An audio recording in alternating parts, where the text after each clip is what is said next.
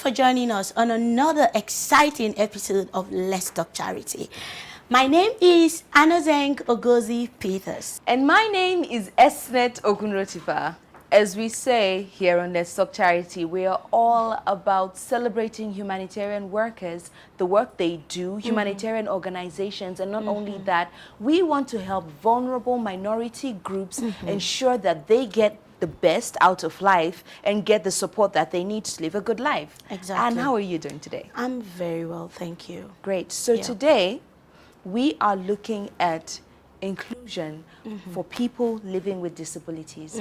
Nigeria has 14 million people living with disabilities. 14 million is a lot of number. Yes, some of them are actually being starved of interventions that are supposed to help and support them. And I feel that's really sad. They face a lot of stigma, there's a lot of rejection that is going on, whereas we're all human beings. So it makes me wonder. So, Anne, can you tell us a little bit about the person that we have today? Okay, the person that we have today is one of those 14 million people living with disability. But what makes him different is, even me too, I too wonder. I really wonder how he manages to do the things he does.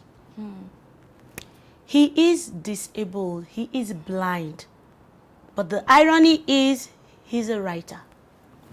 Interesting. And then I'm wondering day after day, how can you have your two eyes and be working and then you say you're jobless? Meanwhile, someone that is disabled, can't see, has written a book.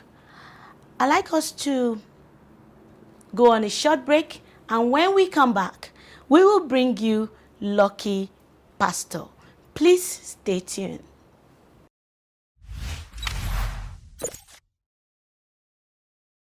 Welcome back.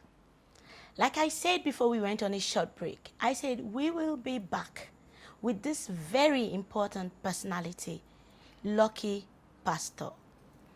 Mr. Lucky Pastor, welcome to Let's Talk Charity. Thank you very much for having me. It's so nice to have you here. Nice being here. I really looked forward to seeing you, and today you're here right in front of me. I've heard lots and lots about you, and wow, it's really good to see you. Thank you very much. So please, can you tell us about yourself?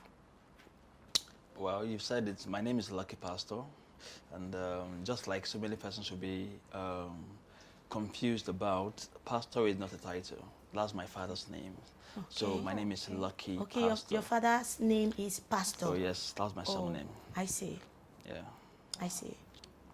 And I'm from Delta States, and that's Ethiopia West Local Government, Ijese Town precisely.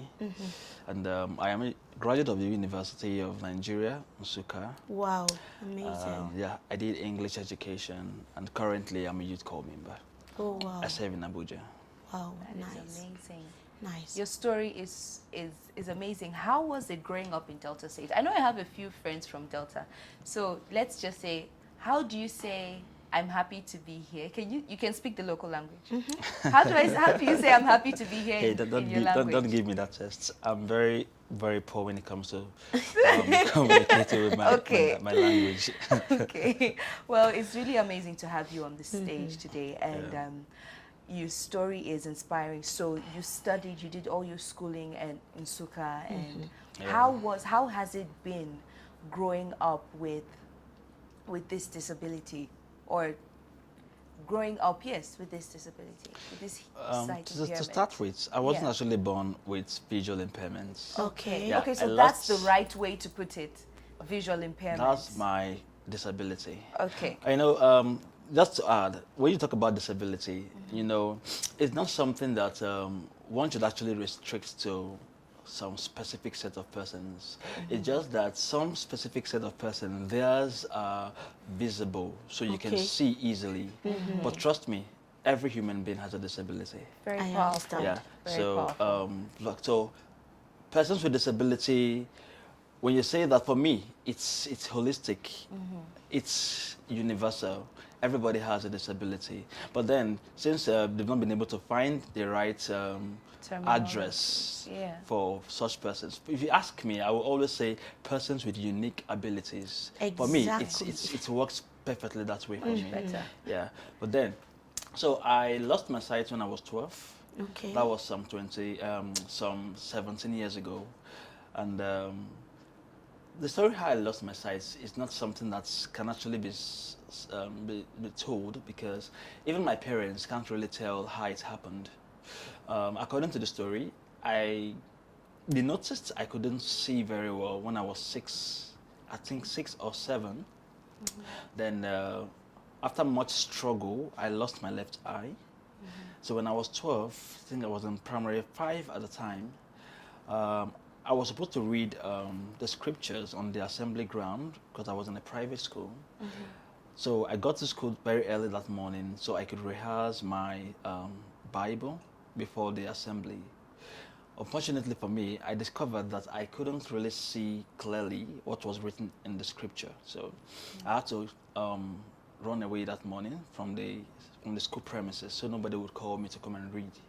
So after school, I made complaints to my teachers, and they were like, okay, what are you doing in school? Why don't you go back home? So I actually went back home, and that was another journey for my parents because they wanted to see that I don't lose my second eye.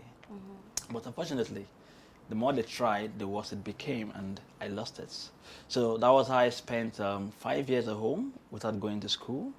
That was back then in Delta State. Though I couldn't go to school because my parents didn't have the right information they needed to send me to school. As a matter of fact, they didn't know I could go to school up until 5 years later, when I met a copper who came to serve in my community, and he made me understand that he actually schooled with visually impaired students. I was like, oh, really? So I can go to school? He said yes, and that was a new search for me. I had to look for schools for visual impaired persons, and luckily for me, I got a school in Abuja that is tuition free. So I decided to leave to come down to Abuja.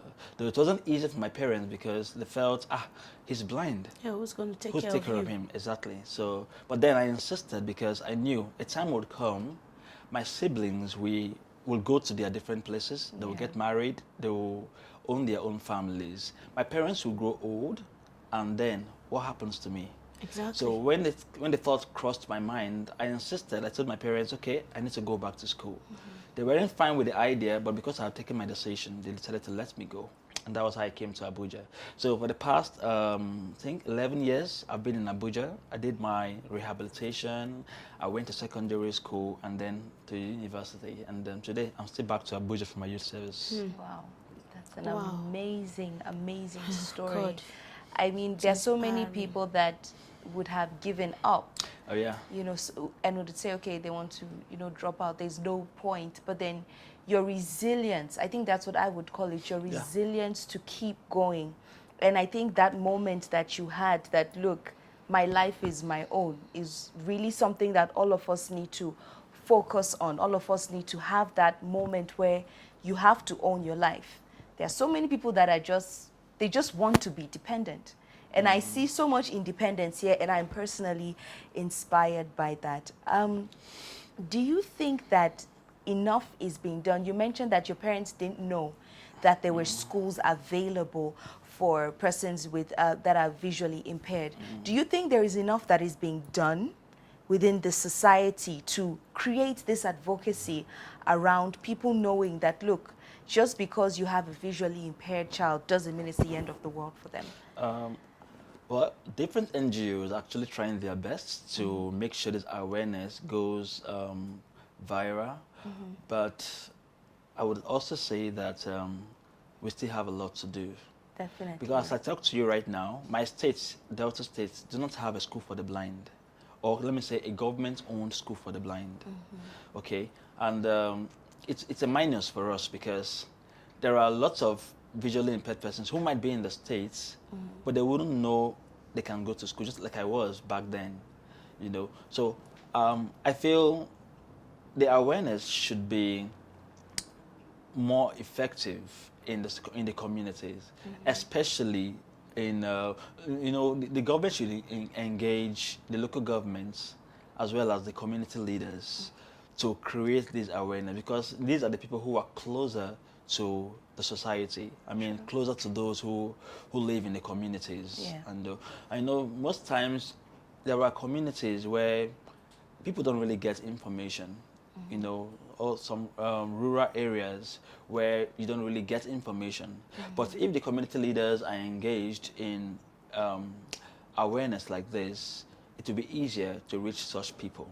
As a matter of fact, right now I do a project with an NGO trying to sensitize families with children that has one disability or the other, trying to make them understand that, okay, see, your child is having a disability, but then it's not the end of the world for him or her. Very true. He can still go to school. And as a matter of fact, I just think not quite long, I had a conversation with a family, and the child is 15, he's deaf, but still haven't gone to school. And when I mentioned to her, to the family members, that there is a school in Abuja, Jabi, Kuje, where the child can school, she was surprised that, okay, there's a school there. So it means the schools are there sometimes, but people still don't know about it. It's just So there is more a lot awareness. of work to be done. It's a Yeah. lot. So much more advocacy needs to be done, which is, I think, why Let's Talk Charities here. We could definitely use this as a platform, and you are really being a voice to people out there that don't know that there are actually facilities. But I think there are also these facilities. What is the state of some of these facilities? Are they Well, up to standard? Because it's one thing. Maybe Let's Talk Charity, we have to visit some of these facilities and Yeah. find it for themselves. I think so. Yeah. Okay. I think we'll do that. I've just been looking at you so much, so keenly, because I'm not well dressed. no, because you're just an amazing So person. you're looking at me. Now, because you just said something that you're working with some NGOs to create more awareness. Yeah. Now, this is really going way too much, doing more than expected. So it takes me to this question: what inspired you to writing? I like the use of words, especially when words are used creatively. Yeah, when I was in the university, to be honest, I never wanted to study English. Okay. Yeah, my initial plan was to study law, but there was a policy at the point where, so one thing led to another. I wasn't given The the law admission. I applied for. I was given another course, English. I wanted to reject the admission, but then something inside of me said, okay, go for it. I did. And after my first year in the department, I felt, okay, I think I like this department and I want to be here. So from my second year, I started writing poetry. Actually, I was first a poet before an author. Wow. Because I was actually writing poetry. And the reason I love poetry is the same reason so many persons don't like it. That is the difficulty in it. It's complex. Complex. Yes, and that's the reason I love it. Yeah. Because there is this euphoria you get when you go through the series of unraveling myths or some sort of hidden information in short verses. Now, at the end of the exploration, you discover the meaning or the underlying idea in that text. Then there's this joy it brings, But then, so many persons do not want to go through that process. They don't want to go through that stress, and that is why poetry is like a headache to so many students. Okay, but then that was the reason I love it, because I always get to the end of it. I always like getting to the end of things, So I started writing poetry before. So just 2-3 years ago, I felt, okay, there is a need for me to talk to people. I know you can't communicate enough with poetry. So I decided to do articles and other writings. So I started writing about disability, started writing Wow. about life in general. Wow. Okay, so at the point, there was a need for me to really compile my writings and produce a book. Okay. So I decided to write a book I titled Braving the Storm. Wow. Yeah, and the reason for Braving the Storm is simple. there are lots of persons who have challenges, and this Braving the Storm was not focused only on persons with disability. It focused on everybody who faces challenges in life. And as a matter of fact, once you're a human being, you must have a challenge you're facing. Exactly. It might You be must have your spiritual, storms in front of you. psychological, Yes. economical, or whatever kind of challenge you're facing. And I discovered that the reason people do not do well or overcome their challenges is not just because there is a challenge. It's mostly because of the mindsets. True.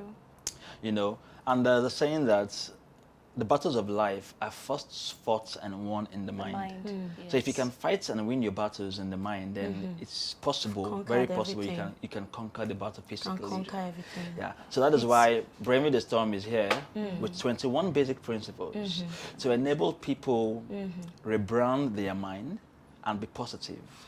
You know, a writer also called Stephen Covey, in his book titled "The Seven Habits of Highly Effective People," he said something. He was like, we must learn to look at the lens through which we see the world, as well as the world we see. That this lens shapes the interpretation, or shapes our interpretation of the world. And that lens is our mind. You know, everybody have different perceptions. Yeah. And that is why what you see will not be the same thing the next person is saying. It's true. You might see a possibility here, the next person is saying a negativity. That's right. All right. So now the difference is the mind. You will stand and see an open door, another person is seeing a closed door. True. You will be challenged and you will say, okay, I can still do it even with my challenge. The next person is saying, oh no, I can't move anymore, I'm done. So it's all about the mind. True. So if only the mind can be fixed, then I think Okay. it will be easier. Thank you, Pastor. I see you have so much to talk to us about. We'll go on a short break, and when we come back, we'll talk more about your book, and we will also listen to a video of the statistics of the numbers that we have with people living with disability. Please stay tuned. We'll be right back.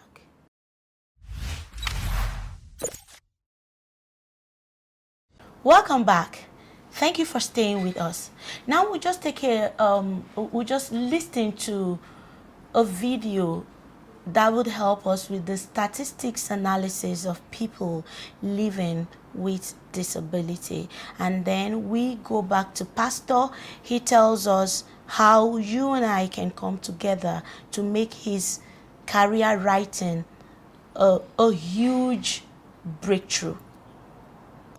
The conversation of inclusion amongst people living with disabilities cannot be overstressed. People living with disabilities form large minority groups who are most times starved of services, ignored by society, live in isolation, segregation, poverty, charity, and even pity.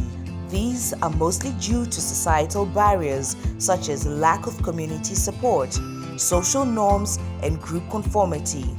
Cultural barriers such as tradition, culture, customs, and religion. Economic barriers such as lack of proper rights, corruption, fiscal infrastructure, and political barriers such as ideology and values. Ensuring that as human beings, everyone has access to their basic fundamental human rights is paramount to the growth of any country. Nigeria has over 40 million people living with disabilities who, with the right support from government and society at large, can add great value towards the growth of the country.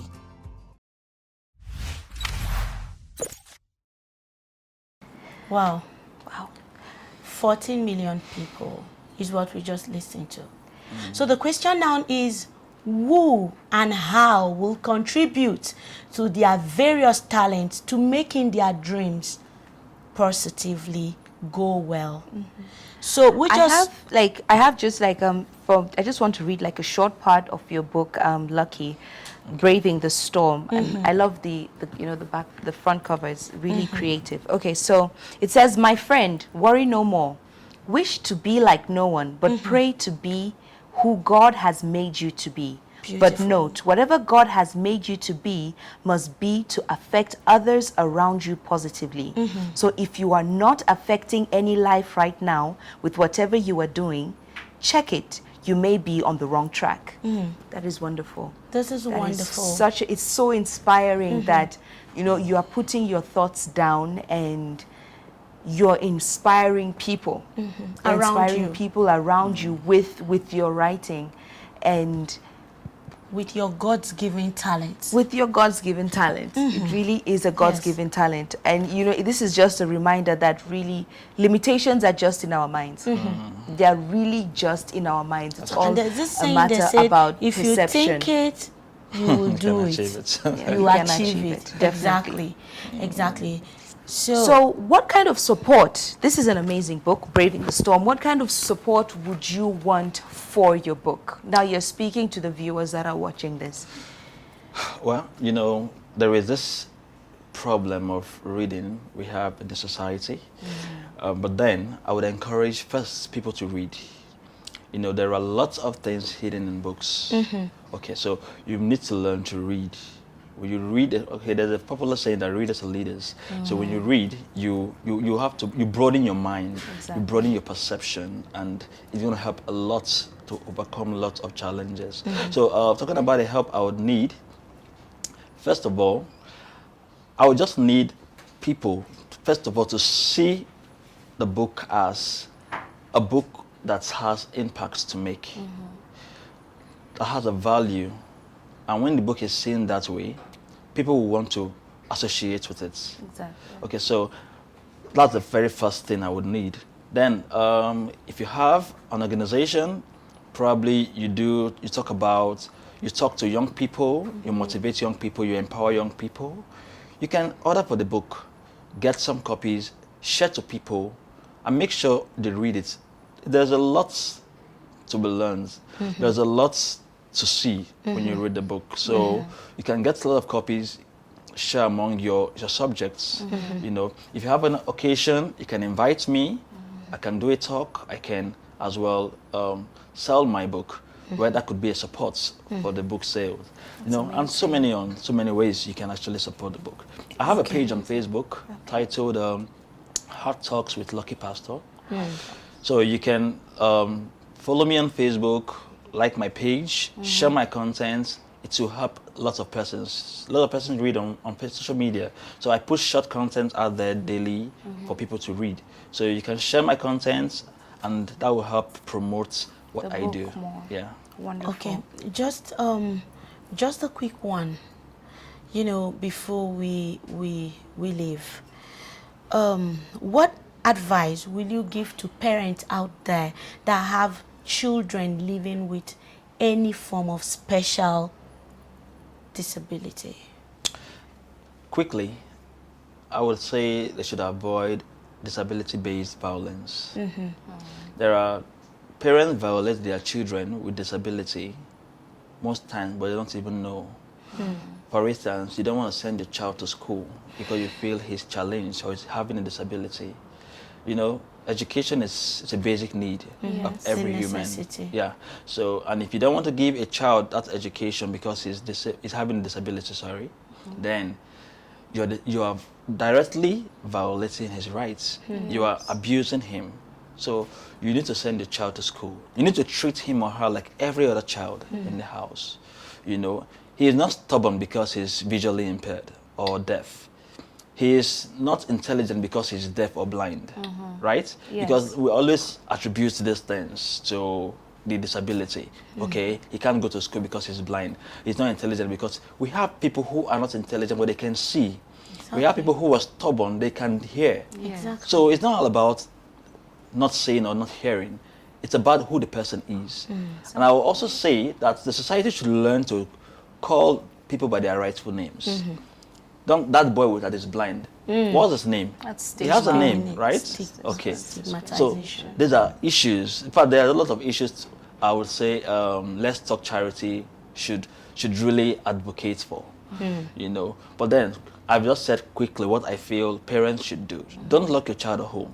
Send them to school. And trust me, they will wow you by the time they've gone to school and they've become responsible in the society. Thank you so That much. is wonderful. Thank you so much, Pastor. It's been an amazing time having you here on the studio. Thank To you very much. every viewer out there, you've heard Mr. Lucky Pastor told us his story. His story is inspiring, and he has said these areas that you need to come in. First, Let's Talk Charity. It's a platform that give you first instant help and then put you out there for people to help. We're always here to support you. We will get copies of your book as support.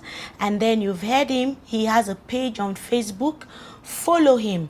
Let him come and talk. You have occasions, you have events that revolves around education, and you want him to be a speaker. Please get through to us with the numbers running on the screen, and then we will connect you with Lucky Pastor. And also, you can encourage him by buying copies of his books. You can encourage him by, connecting to what he's doing on his next edition of printing, because he has a lot of books coming up, and I'll support him to do his printing. Let's encourage him. You and I can make it work for him.